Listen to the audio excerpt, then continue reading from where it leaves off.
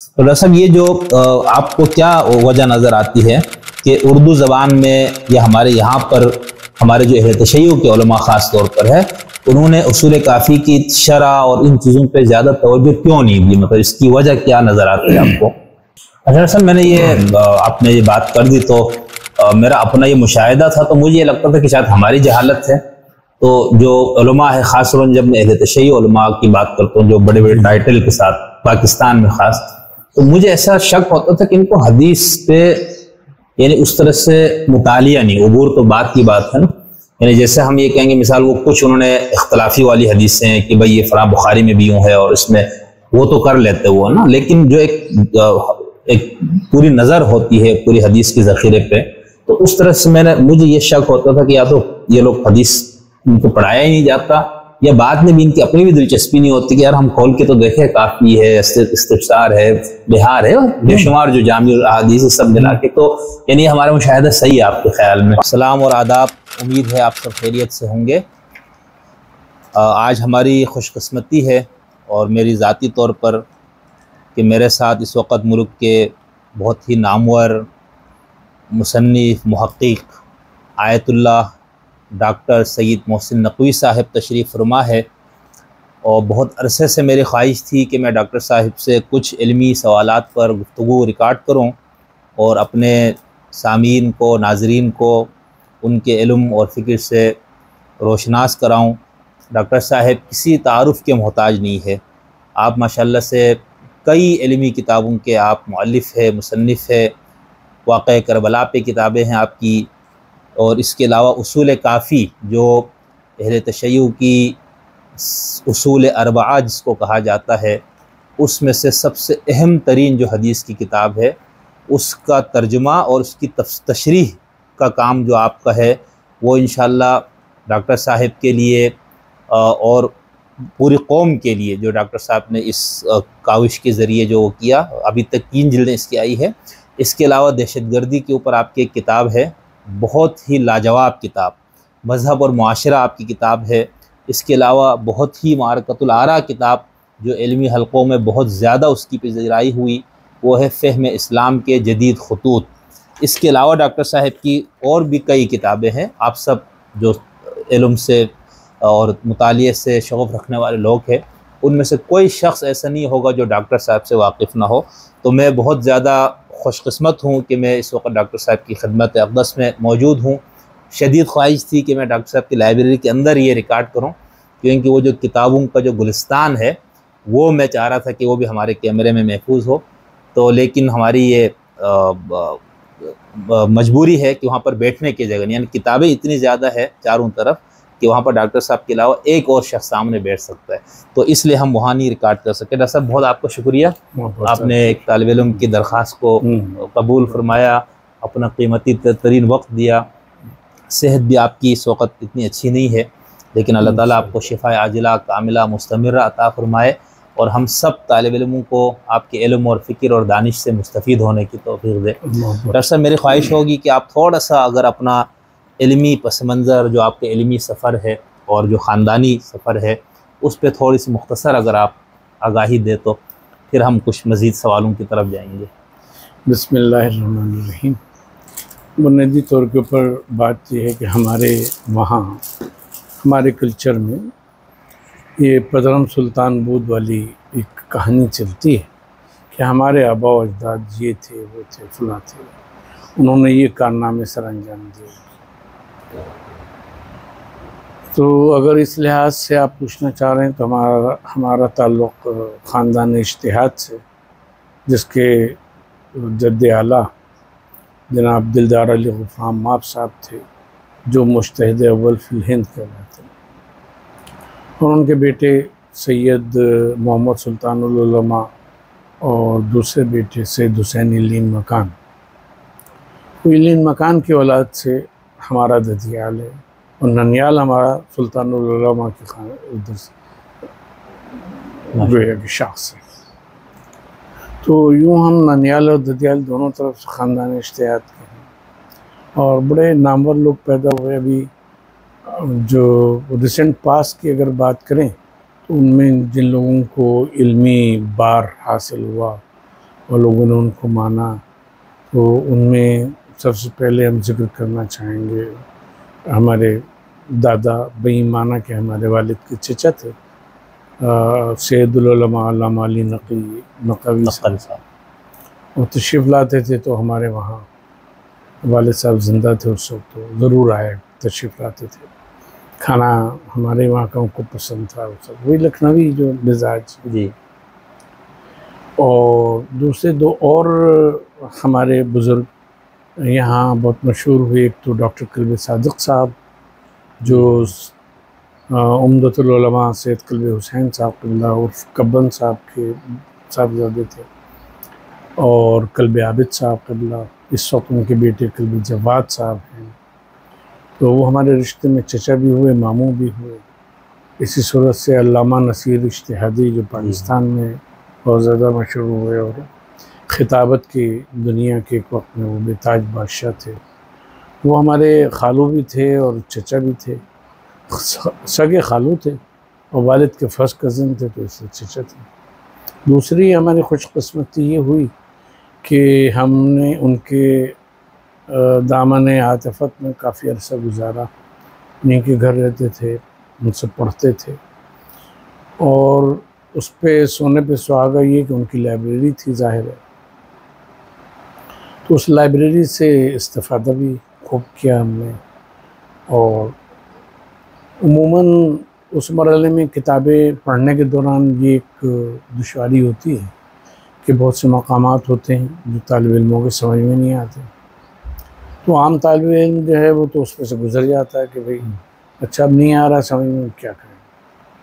तो हमारी खुशकिस्मती थी कि हमारे चचा मौजूद थे घर में ही, तो हम उनकी खिदमत में फ़ौरन करते, वो किताब देखते थे और उसके बाद उसको बता दिया करते थे कि बेटे ये मुंतशिर कर दिया करते थे। तो गया लाइब्रेरी भी घर में और आलिम भी घर में, और इतना मुशफ़िक़ और इतना मोहब्बत करने वाला शख्स हमने अपनी ज़िंदगी में कम देखा है जैसे अल्लामा नसीर इज्तिहादी थे। फिर हमारी खुशकिस्मती ये भी हुई कि यहाँ एक हुआ करता था खुरासान इस्लामिक रिसर्च सेंटर, और बाद में वो इस्लामिक रिसर्च सेंटर बन गया जिसका हेड ऑफिस भी है, और हेड ऑफिस का ऑफिस उसका और लाइब्रेरी ये आयशा मंजिल के ऊपर थी। तो वहाँ एक स्कॉलर्स की कहकशां समझ लिए कि जमा होती थी, उसमें हम भी चले जाते थे और हमारी बड़ी पजीराई होती थी। वो बुजुर्ग थे सब, तो हम जैसे जाहिल आदमी की भी वो पजीराई करते थे। उसमें प्रोफेसर करार हुसैन साहब, प्रोफेसर जवाद अल-खाबूरी और प्रोफेसर डॉक्टर हुसैन मोहम्मद जाफरी साहब और मोहम्मद हसन रिजवी साहब, ये सब हज़रात, मरहूम जॉन एलिया साहब जो अरबी, फ़ारसी और उर्दू पे और इंग्लिश पे चारों पे, हिब्रू का भी सुना, बहुत अबूर था। हिब्रू का उन्होंने हमसे कभी जिक्र नहीं किया। अच्छा। लेकिन एक आध मरतबा ये हुआ कि उन्होंने किसी लफ्ज़ की वजाहत ज़रूर की, लेकिन बरह रास्त हम नहीं इस बात से वाकिफ़ नहीं हैं, लिहाज़ा हम ये इद्दा नहीं करते उनके बारे में। तो इस तरह से उलमा का भी वहाँ आना जाना था। अच्छा, वहाँ भी एक लाइब्रेरी थी, वहाँ भी खुरासान इस्लामिक सेंटर की भी लाइब्रेरी थी, तो उसमें कदीम कलमी किताबें भी थीं और हजरी छापे की भी किताबें थीं। ख़ास तौर पे उलमाए लखनऊ का बड़ा ज़ख़ीरा था, हमारे अजदाद की वो किताबें थीं। तो वो सब हमें अल्लाह तबारक ताला मौका देता चला गया और हम उससे सीखते चले गए और पढ़ते चले गए। वहाँ भी होता था कि हम मुताला कर रहे होते थे अरबी की या फ़ारसी की किसी इबारत पे अगर या किसी मसले पे ठहरते थे, तो हम लोग बैठ कर फिर उसको डिस्कस किया करते थे बहुत। तो उसमें ये था कि चीज़ें जो हैं वो क्लियर भी हो जाती थीं और आरा भी पता चल जाती थी, वो सब था। एक बात का हम जिक्र ज़रूर करना चाहेंगे, हमें एक बुराई पैदा हो गई थी उस ज़माने में, और वो बुराई उमूमन नौजवान तालिब इल्मों में और थोड़ा सा आगे बढ़ने में होती है। वो ये कि जो किताब नज़र आई जी उठाई और पढ़ डाली, ख़रीद ली, ले ली, रख ली। तो वो हमें भी था। अच्छा, उसमें क्योंकि ज़बानें कई जानते थे, लिहाजा उसमें डाइवर्सिटी भी काफ़ी थी। लेकिन ये हुआ कि प्रोफेसर करार हुसैन साहब अल्लाह मकाम की सोबत से हमें 3 बातें हासिल। दीनी तालीम वगैरह हासिल करने के बाद जो अभी भी हम देखते हैं कि बहुत से हजरात में एक इल्मी तकब्बुर आ जाता है जी। वो अनफॉर्चुनेटली हमें भी था। और ये होता है उसका नतीजा कि जवाब पता है या नहीं पता है देना ज़रूरी है, वरना लोग क्या कहेंगे कहें, इनको इसका जवाब नहीं है। तो प्रोफेसर करार हुसैन साहब कबला जो थे, इतनी टावरिंग शख्सियत, और वो कहते थे भाई हमें ये नहीं मालूम, हम देखो कल पढ़ के बताएंगे। ये जो इर्द गिर्द लोग होते थे, हुसैन मोहम्मद जाफरी साहब, जवाद खामोरी साहब और दीगर जॉन एलिया, वो उनसे कहते भाई तुम में से कोई जानता हो तो तुम ज़रा बताओ क्या। फिर उसके ऊपर गुफ्तगू होती। तो हमने मैं नहीं जानता कहना सीखा, वहाँ से सीखा। दूसरी चीज़ जो प्रोफेसर साहब में थी, करार हुसैन साहब में, उनसे ज़्यादा कहना चाहिए वसीउल मुताला लोग होंगे, और शायद उस ज़माने में हम समझते थे कि हमने उनसे ज़्यादा किताबें पढ़ी हैं। तो एक तकब्बुर होता है ना इल्मी। लेकिन ये कि उनके वहाँ ये बड़ी बात थी कि उनकी जो उनका मुताला था उसको हम कहते हैं सिस्टमेटिक एंड अरेंज्ड मुताला, और उससे वो किसी न किसी नतीजे तक पहुँचे थे। इन्हें ऐसा नहीं है कि पढ़ते चले जा रहे हैं लेकिन दिमाग की कोई गुत्थी हल नहीं हुई, बल्कि 5 आरा अगर वो हो गई तो मज़ीद आप उलझ ही गए। प्रोफेसर साहब में ये था कि वो उन चीज़ों को देखते थे, उन पर ख़ुद गौर व फिक्र फरमाते थे, किसी राय को तरजीह देते थे, उसकी तरजीही राय के उनके पास दलाइल हुआ करते थे, और वो इस तरह से जब उनसे कुछ पूछा जाए तो वो तरतीब से सिस्टमेटिक दलाइल के साथ उस बात को समझा। इसने हमारी इस बात में गोया उनकी तरबियत में हमने एक तो सिस्टमेटिक मुताला शुरू किया, दूसरे पे यही बात कि पढ़ना कोई चीज़ नहीं है कि पढ़ते चले गए, आप किसी नतीजे तक पहुँचें। मुख्तलिफ जो इल्मी मबाहिस हैं, मसाइल हैं, उनमें आपको नतीजे तक पहुँचना चाहिए। उसने हमारी ज़िंदगी में बड़ा इनकलाब पैदा किया इंशाअल्लाह। और प्रोफेसर साहब की एक बात से हम और अर्ज़ करेंगे, ये बात सीखी कि एक मरहला इंसान की ज़िंदगी में वो आता है कि जो वो नाम, नमूद, आसाइश और आराइश, इन सब से आगे निकल जाता है, क्योंकि उसकी शख्सियत तो होती है कि लोग उसकी बात सुनना चाहते हैं। कपड़े कहीं पे से उधड़े हुए हैं तो उनको परवाह नहीं, वो जो कॉलर है उसकी बुकरम नज़र आ रही है तो उससे परवाह नहीं, कोई बटन टूटा हुआ है तो वो भी चलता है। आम हवाई चप्पल या कोई चमड़ी चर्मी वो पहने हुए अपने इधर से उधर जा रहे हैं। और इल्म और तवाज़ो जिसको कहना चाहिए वो हमने उन्हें देखा। तो यही चीज़ हमें मिली खुशकिस्मती से हमारे अपने चचा नसीरुल इज्तिहादी साहब के। बेइंतहा सादा, बेइंतहा डाउन टू अर्थ, और लोगों का ख्याल रखने वाले, और पढ़ते बेइंतहा थे, किताबें बहुत ख़रीदते थे।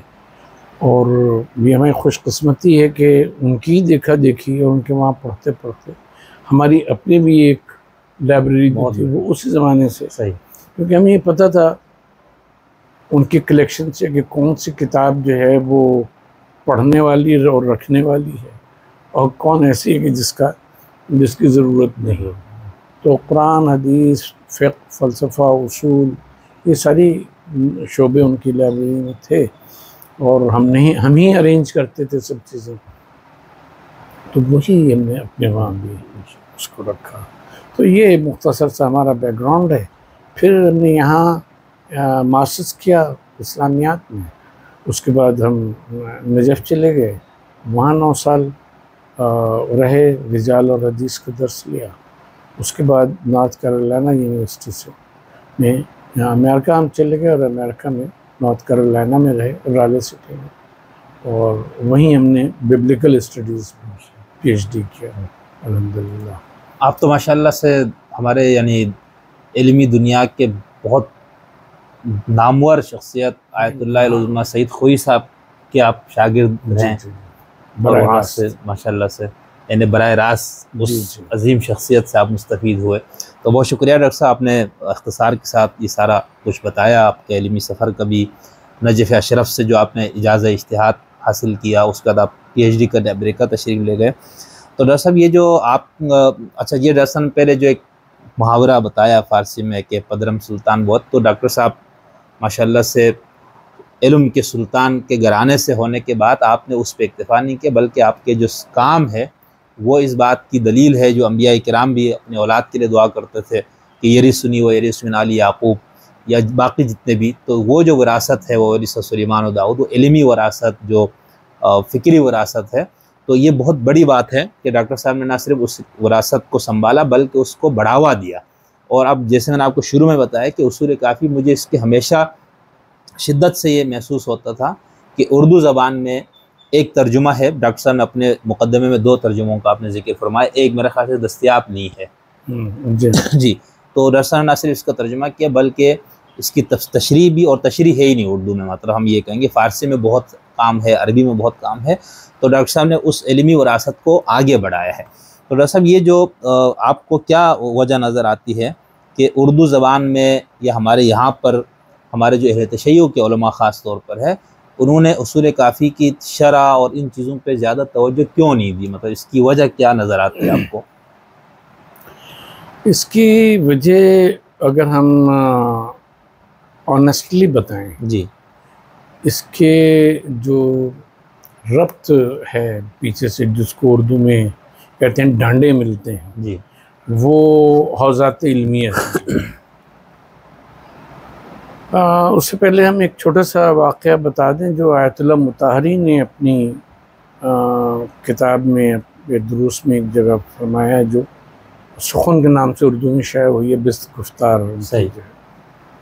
उसमें उन्होंने लिखा कि हम गए आयतुल्लाह खोई के पास खिदमत में उनके, और उनसे हमने अर्ज़ की कि आप तफसीर का दर्स आपने शुरू किया था, तो तफसीर का दर्स आपने छोड़ दिया क्यों? तो कहने लगे भाई हम तफसीर बयान किया करते थे और तालिब इल्मी नहीं होते थे, तफसीर पढ़ने वाले, तफसीर का दर्स लेने वाले तुल्लाब ही नहीं थे। तो हमने कहा कि उन्होंने, आयतुल्लाह मुताहरी कहते हैं कि मैंने कहा कि आयतुल्लाह तबाही ने तो वो किया है, दर्स दिया, और पूरी तफसीर उस ज़माने में मुकम्मल नहीं हुई थी, ज़ाहिर है कि कर रहे थे। तो उन्होंने कहा कि उन्होंने कुर्बानी दी है मरजइयत की। हमारे वहाँ जो फ़क़ीह है उसकी तो अहमियत है, बाकी मुहद्दिस की और मुफस्सिर की और इसकी अहमियत नहीं। ये तो जो बात है मरजइयत की कुर्बानी दी, उन्होंने मरजइयत की कुर्बानी दी, यानी अगर वो फ़िक़्ह में आ जाते, फ़क़ीह उसमें आ जाते, तो वो भी मरजब होते, मेरी तरह उनको भी मरजा कहा जाता, बन जाते वो। तो उन्होंने कुरान की खिदमत की और मरजइयत की कुर्बानी। तो हम इस बात को सोचते हैं, और हमने ख़ुद अपनी आँखों से वहाँ देखा कि हदीस का दर्स और कुरान और तफसीर का दर्स किसी मदरसे में नहीं होता, क्योंकि लोगों की दिलचस्पी इसमें हो गई मुनहसर कि फ़िक़ही मसला क्या है और उसकी दलील क्या है। बिल्कुल। अच्छा, उससे भी बढ़ के जो एक ड्रॉबैक हुआ है हमारे वहाँ, वो ये है कि हमसे मसलन कोई मसला पूछे, आपसे पूछे, तो हमें पूछना पड़ता है कि आप किसके मुक़ल्लिद हैं। उसने मर्जा का अपने नाम बता दिया, क्या उनके मुताबिक ये चीज़ जायज़ है, इनके मुताबिक नहीं जायज़, इसमें एहतियात है, इसमें एहतियात नहीं है। हमने जो 24 साल दीनी तालीम हासिल की, उसके बारे में उससे कोई इस्तिफ़ादा नहीं करता, इसलिए कि तक़लीद हमारी हो नहीं सकती जी, की नहीं जा रही है, ठीक है, या XYZ की, बड़े बड़े उलमा हैं। बिल्कुल। तो तक़लीद वही हो रही है कि जो तौज़ील मसाइल में लिखा हुआ है, या ये कि भाई अब तो खैर वेबसाइट आ गई हैं, वो हैं उनके, उन्होंने कहा कि उस पर जाइए और उस पर पूछ लिए। अब आलिम की तरफ, लोकल आलिम की तरफ रुजू भी तकरीबन ख़त्म होते चले जा रहे हैं। हमें जिस मर्जा का फतवा चाहिए, हम उसकी वेबसाइट पर गए, टाइप किया, 2 रोज़ बाद उसके जो। तो इस तरह से एक कहना चाहिए कि ट्रंकेटेड वो जो है ट्रेडिशन बन गई है। तो खैर ये इसका नतीजा ये हुआ है कि लोगों ने भी सोचा कि वो इन उलूम में क्यों एक्सेल करें जब उनसे पूछे ही नहीं जाता। बिल्कुल, जब उनसे पूछे ही नहीं जाता, उनकी राय मालूम ही नहीं की जाती, तो वो काहे को उसमें सर खपाएं। चुनाचे 4-4, 5-5 साल हज़ात इल्मिया में पढ़ के और वो आ जाते हैं, और फिर ये होता है कि मन तुरा हाजी बगोयम तू मुरा हाजी बगो। आप भी हुज्जतुल इस्लाम, हम भी हुज्जतुल इस्लाम। आपको भी पता है हुज्जतुल इस्लाम नहीं है, हमें भी पता है कि आप हुज्जतुल इस्लाम नहीं है। लेकिन ये कि वो चीज़ जो है वो चली जाएगी। तो इसने, इस बात ने, इस चीज़ ने इसको इल्म हदीस का जो फ़रोग़ शयूअ था, इसको बहुत नुकसान पहुंचा। अब इंडिया में जो जैसे हमारे ख़ानदान के मदरसे हैं, नाज़मिया अरबिक कॉलेज, दूसरा वो सुल्तानुल मदारिस, वाइज़ीन, उसमें हदीस का दर्स ही नहीं होता था। काफ़ी की मुल्ला खलील क़ज़वीनी के जो हाशिया था, उसकी एक जिल्द फ़ारसी तर्जुमा और उसके साथ। फिर दूसरी ख़राबी ये हुई कि यहाँ पाकिस्तान में कि अरबी में दर्स देना बंद कर दिया गया। खुद ईरान में यही हुआ, फ़ारसी तराजिम, और फ़ारसी तराजिम के उस्ताद जो है वो भी फ़ारसी कहीं फ़ारसी बोलता है, तो वो फ़ारसी तराजिम जो है उसकी वजह से असल मसादिर तक पहुँच और उसके ऊपर गिरफ्त, वो चीज़ जो है वो कमज़ोर होती चली गई। इसलिए हदीस की तरफ से रुझान जो है वो। अच्छा सर, मैंने ये आपने ये बात कर दी, तो मेरा अपना ये मुशाहिदा था, तो मुझे ये लगता था कि शायद हमारी जहालत है। तो जो उलमा है, ख़ास तौर पर जब मैं अहले तशय्युअ उलमा की बात करता हूँ, जो बड़े बड़े टाइटल के साथ पाकिस्तान में ख़ास, तो मुझे ऐसा शक होता था कि इनको हदीस पे यानी उस तरह से मुतालिया नहीं, उबूर तो बात की बात है ना। यानी जैसे हम ये कहेंगे, मिसाल वो कुछ उन्होंने इख्तलाफी वाली हदीसें हैं कि भाई ये फ़लाँ बुखारी में भी यूँ है और इसमें, वो तो कर लेते वो ना, लेकिन जो एक पूरी नज़र होती है पूरी हदीस के ज़ख़ीरे पे, तो उस तरह से मुझे ये शक होता था कि या तो ये लोग हदीस इनको पढ़ाया ही नहीं जाता, या बाद में भी इनकी अपनी भी दिलचस्पी नहीं होती कि यार हम खोल के तो देखें, काफ़ी है, इस्तिफ़सार है, बिहार है, बेशुमार जो जामिउल अहादीस है, सब मिला के। तो यानी हमारा मुशाहिदा सही है आपके ख़्याल में? आपका मुशाहिदा सही है, क्योंकि देखिए हमने अपनी किसी पोस्ट में भी लिखा, कहीं कहा भी है लेक्चर में हमने, कि हदीस जानना ये नहीं है कि हमने मसलन बुखारी शरीफ उठाई और हमने 2 साल अपने पास रखी और हम उसकी हदीसें पढ़ते रहे, या काफ़ी उठाई हमने और उसकी हदीसें हम पढ़ते रहे। इल्मुल हदीस बिल्कुल मुख्तलिफ चीज़ है। जहाँ हदीस लिखा, हदीस मुहद्दिस ने दी और उसने लिखा ये ज़ईफ़ है, ठीक है,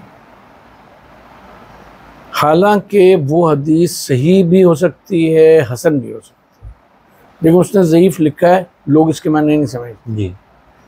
एक साहब जैसे टीवी पे, एक शिया नामवर साहब थे, वो टीवी पे एक प्रोग्राम में कह रहे थे कि भाई ये हदीस जो है वो ये तिरमिज़ी ने लिखा गरीब है, तो अब हम क्या कर सकते हैं। तो वो जो सुन्नी आलिम थे, उन्होंने कहा कि आपको पता है कि गरीब जो है वो सही की अक़साम में से एक किस्म है, गरीब के वो माने नहीं जो आप समझ रहे हैं जी। तो बात ये है कि जो हदीस है, जब ज़ईफ़ लिखा तो वो उस सनद से ज़ईफ़ है जो यहाँ दी हुई है, वो दूसरी किसी उसमें मसादिर में कहीं वो हदीस सही के तौर के ऊपर, सही इसनाद के तौर के ऊपर, हसन सनद के साथ, मुवस्सक़ सनद के साथ मौजूद होगी, या कई जगह मौजूद होगी, तो बहुत से इसनाद मिलकर और उस सनद को तक़वियत देते हैं, तो उसकी बिना के ऊपर मुहद्दिस जो है वो फ़ैसला करता है। इसी सूरत से ये तो सनद की खूबी या ऐब है जी, लेकिन ये कि उसके साथ साथ मतन जो है उसकी बहुत अहमियत है और दरायत की बहुत अहमियत है, जिसमें मतन को देखा जाता है और फिर उसके बाद दरायत देखी जाती है कि ये बात जो कही गई है। मसलन एक बात है जैसे खुतबा हज्जतुल वदा ले लीजिए, जी, या नबी पाक सल्लल्लाहु अलैहि वसल्लम जब उसमें मस्जिद नबवी में गुफ्तगू फरमाते थे तो जो नमाजी साहबा साथ होते थे वो सब सुनते थे। अब कोई बहुत ही अहम बात आपने फरमाई है, कोई हुक्म बयान फरमाया है नमाज से ही मुताल्लिक़ या वज़ू से मुताल्लिक़ या और किसी चीज़ से मुताल्लिक़, तो वहाँ अगर 50 हज़रात थे साहबा तो उसमें कम से कम 4 से तो वो मनक़ूल होना चाहिए, बिल्कुल, बल्कि मुनफरिद तौर पे किसी एक से है और दूसरे से वो मनक़ूल ही नहीं। बिल्कुल, तो वहाँ पे फिर एक डाउट आता है कि ये जो है ये सुनने वाले को या उनसे नकल करने वाले को, ताबई को या तबा ताबई को, उसको तो कहीं वहम नहीं हुआ है, क्योंकि ये ऐसी बात है कि जो पब्लिक में कही गई और उसका रावी जो है कोई दूसरा नहीं है। तो बहुत सारे अंदाज़ों से और बहुत सारी जहतों से हदीस को, उसकी सनद को और मतन को देखना पड़ता है। बहुत शुक्रिया डॉक्टर साहब, आपने जो इशारा फरमाया कि हौज़ों में भी हदीस के ऊपर तवज्जो नहीं है। अच्छा, ये जब हम अहले सुन्नत के मदारिस को भी देखते हैं ना, तो उसमें ये मशहूर है या ये तासुर है, और ये बात मेरे ख्याल से ठीक भी है काफ़ी हद तक। हमने ख़ुद थोड़ा सा इस पर रिसर्च भी का भी काम किया। तो जो हमारे यहाँ जो हनफी मदारिस है उनके बारे में ये है कि वहाँ पर फ़नून की किताबों पे और फ़िक़्ह पे ज़्यादा ज़ोर है, फ़िक़ही मुतून पे। और जो हमारे अहले हदीस मदारिस है तो उनके यहाँ ये मशहूर है, उनके बारे में ये तासुर है कि उनके यहाँ हदीस के मतन पे ज़्यादा। तो उनके यहाँ जैसे मैंने ये देखा कि बिल्कुल पहली क्लास से वो हदीस की छोटी किताब कोई लगाते हैं, फिर आहिस्ता आहिस्ता तो आखिरी ये जो 8 से या 10 साल जो भी उनका निसाब, तो उसमें वो बुखारी तक यानी अहम किताबों का वो उससे गुजर जाते, पूरा नहीं गुजरते होंगे जो साल में जो उनके यहाँ निसाब मुकर्रर है। जबकि हनफी यहाँ जो हमारे यहाँ अहले सुन्नत हनफी देवबंदी और हनफी बरेलियों की जो मदारिस है, वहाँ हमने यही लोगों से सुना कि वो दौरा हदीस के नाम पे आखिरी साल में बहुत स्पीड के साथ एक साल वो लगाते सियाह पे। तो उससे भी तो हदीस के ऊपर वो उनकी निगाह उस तरह से, यानी कहना ये कि इसका मतलब है कि ये मसला दोनों तरफ है। देखिए, आपको लगता है कोई फ़र्क है इसमें? हम अर्ज़ करते हैं, आयतुल्लाह खुई रहमहुल्लाह फरमाया करते थे कि किसी हदीस पे या सनद पे किसी आलिम का ने जो तहकीम की है, उसके ऊपर हुक्म लगाया है, उसके ऊपर न जाओ बल्कि ख़ुद तहक़ीक़ करो। मसलन आप ये कहते हैं अपने उसमें कि मसलन यूनुस बिन अब्दुर्रहमान जो है वो कवी रावी है, ठीक है, सफ़वान बिन याहिया जो कवी रावी है, बल्कि असहाब इजमा में से। तो कहते हैं नहीं, तुम तहक़ीक़ करो कि ऐसा है भी या नहीं है, या किसी आलिम ने किसी हदीस को सही करार दिया है, क्योंकि वो मौका होता है फ़िक़्ह इस्तिदलाली की किताबों में। आप जैसे जवाहिरुल कलाम निकालें जी, मुस्तनदुश शिया देखें, रियाजुल मसाइल देखें, और इस तरह जो फ़िक़्ह इस्तिदलाली की किताबें हैं उसमें वो किस हदीस से इस्तिदलाल कर रहे हैं। अगर नफ्स मसला पर किसी हदीस से इस्तिदलाल कर रहे हैं, इसका मतलब ये है कि उन मरजा या आलिम के नज़दीक, उस फ़क़ीह के नज़दीक ये हदीस मुस्तदल है और ठीक है।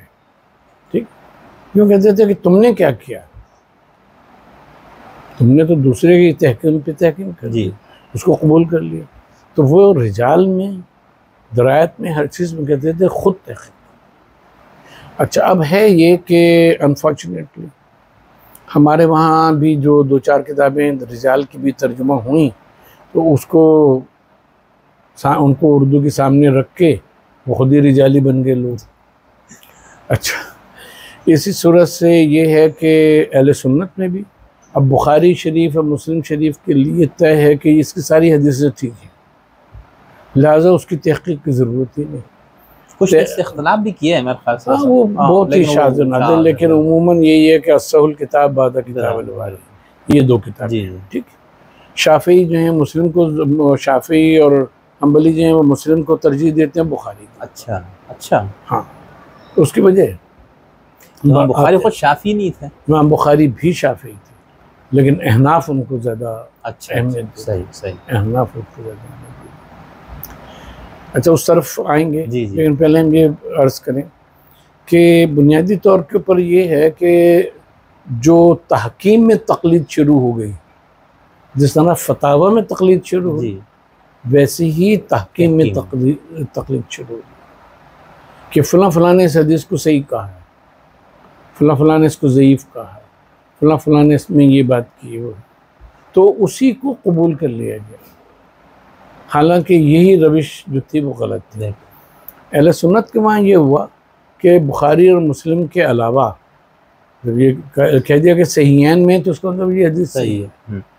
उसके अलावा जो किताबें हैं, तिरमिज़ी है, अबू दाऊद है, और इब्न माजा है और नसाई है, तो इनके वहाँ इनके ऊपर ज़ाहिर है कि तनकीद भी हुई, और इनकी जैसे अल्लामा अलबानी ने इनमें से हर एक की सही जो है वो लिखी है। तो हालांकि मसलन इमाम नसाई के बारे में कहा जाता है कि उनसे बड़ा रिजाली कोई नहीं था।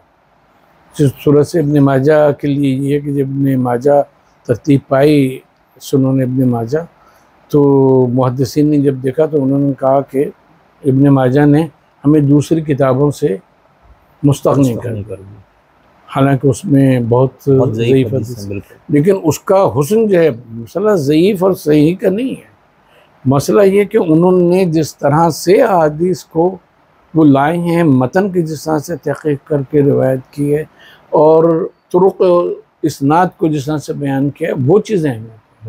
जैसे इमाम मुस्लिम हैं या इमाम तिरमिज़ी हैं, वो एक ही हदीस को अगर वो चार इस्नाद से आई है, तो वो वहीं पे उसको अपनी जगह बयान कर देते हैं। ठीक है, हमारे वहाँ अनफॉर्चुनेटली इस तरह का कोई काम हुआ नहीं। यानी कोई ऐसी किताब शिया मकतब फ़िक्र में उसमें मौजूद नहीं है हदीस का मजमुआ कि जिसको ये कहा जाए कि इसमें सारी सही हदीस है। लेकिन असल में इस पे आगे भी एक सवाल इस पे भी मैंने करना है, जो अखबारियों का एक दावा है। बहरहाल तो उस पे फिर मैं आपसे चाहूँगा कि आप उससे तफसील से बात करेंगे। बुखारी वाला मामला एक जुमले में हल कर दें। जी, इमाम बुखारी की जो असल मेहनत है,